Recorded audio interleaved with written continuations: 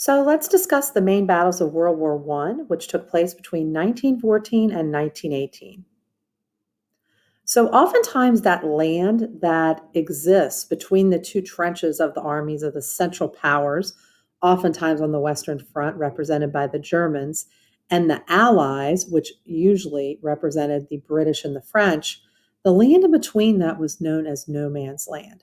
And so leaders, as they were trying to gain land, would often send soldiers up over the top, and that land in between there, no man's land, was very dangerous.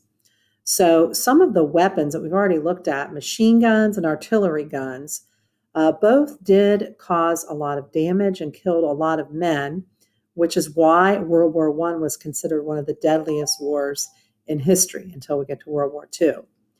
You'll also notice on the next diagram that there was also barbed wire that was used to defend the trenches from soldiers that would try to attack and go over the top. And then oftentimes there were also sandbags that were used throughout the trenches with the hope that it might stop a bullet before it would hit a soldier.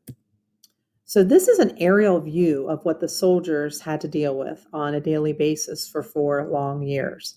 So you'll notice the dugouts down there at the bottom that we've already talked about. You see the zigzag trenches because you had your frontline trenches, your support trenches, and then your communication trenches, which typically were located in the back. And so it's this no man's land in between that was so dangerous because as men would try to go out into that area, they oftentimes could be struck by machine gun fire. The first battle that we will look at is the Battle of Mons, which actually takes place in Belgium. So it takes place around August 23rd of 1914. It is the first battle that the British actually fought in. And so the whole idea behind this was the Germans were invading Belgium and moving toward France in the hope that they would get to Paris and take the capital quickly and end fighting on the Western Front. Unfortunately, they realized very quickly as they kind of get held up in Belgium that they were not just going to be able to easily take the Western Front. So we'll switch gears a little bit and go to what famously becomes known as the Battle of Tannenberg, which took place in East Prussia. Today is kind of really more known as Poland. So it takes place between August 20th and August 23rd of 1914. The Russians actually launched this attack against the Germans to try to ease the burden that was taking place on the French and the British on the Western Front. Originally, the Russians actually had a little bit of success on the Eastern Front, but then the Germans intercepted a secret message, and the Russian army was kind of forced to scatter. And when this happened, the Germans were able to capture close to 100,000 soldiers at Tannenberg. And from here on out, the Germans enjoyed many victories on the Eastern Front, rather. The next battle we're going to look at is the First Battle of the Marne. This one also takes place on the Western Front, located in France between September 5th through the 12th of 1914. And it is one of the most important battles of World War I because the British and the French were able to stop the Germans near the Marne River, and it stopped them from capturing Paris, or else the war would have been over on the Western Front. However, it does prove that the Schlieffen Plan was going to fail because the Germans were going to end up fighting a two-front war. It also dispelled this idea that the battle would not be a quick war, and it wasn't going to be over by Christmas, and it would last for another 4 years. The next battle we're going to look at is the First Battle of Ypres, which takes place in Belgium, and it occurs between October 19th and November 22nd of 1914. And so the goal was to try to control the city of Ypres, which was located near the North Sea. Unfortunately, for this battle, because of the time period of the year that it took place, there was a lot of heavy rain, which turned the roads to mud and made it very difficult for much movement.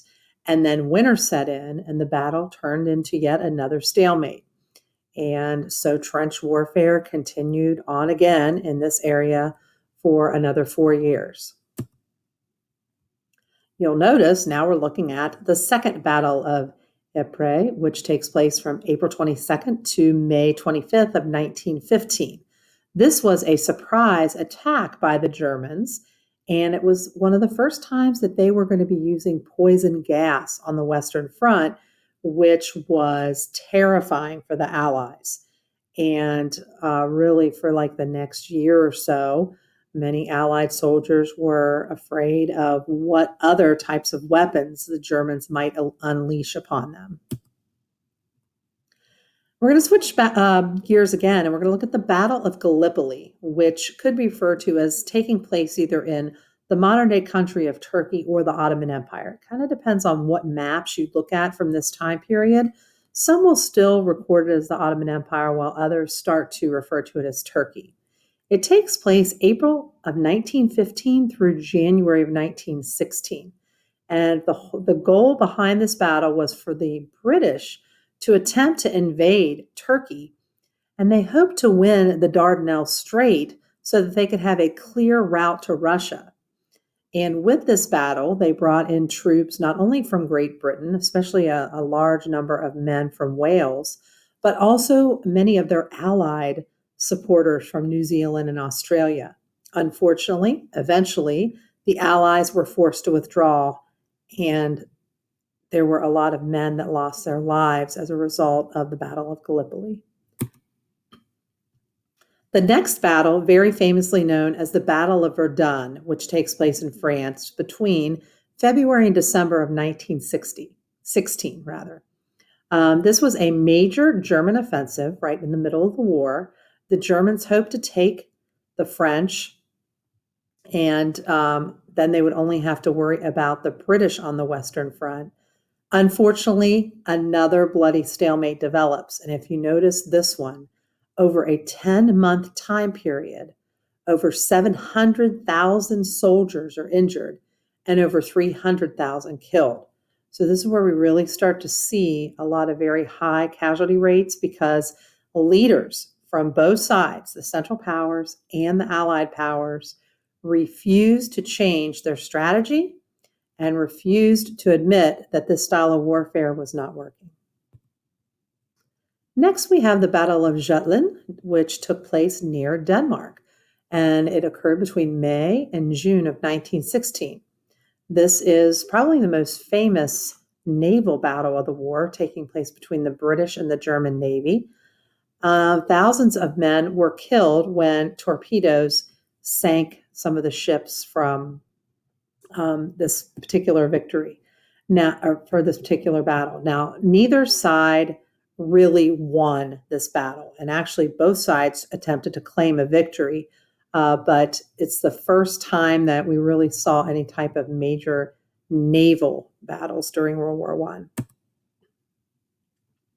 The next battle is the Battle of the Somme, which also took place in France, and it took place between July and November of 1916. And really, the main reason for this battle was that they were trying to reduce the pressure at Verdun. Again, due to heavy rain, the conditions were unbearable. And Great Britain and France were able to gain about 5 miles of land in this battle. As a result of that, over 1 million men died just at the Battle of the Somme. You'll notice that now we're kind of going toward the end of the war. And this is known as the Battle of Amiens. So before we get to August of 1918, in March, the Germans had launched a massive effort to try to win the war before the American troops arrived, because the Russians had left the war at that point in March due to the abdication of Tsar Nicholas II, and the United States was joining. And so at first, the Germans were successful, but then they were driven back and they were forced to retreat. So this is known, the Battle of Amiens is known as the turning point in the war. It does take place in August of 1918. It's a huge blow to German morale, and eventually it's going to lead to mass rioting in Germany and will force Kaiser Wilhelm to leave the country. And then that brings us to the end of the war in November, where an armistice will finally be signed on November 11th of 1918.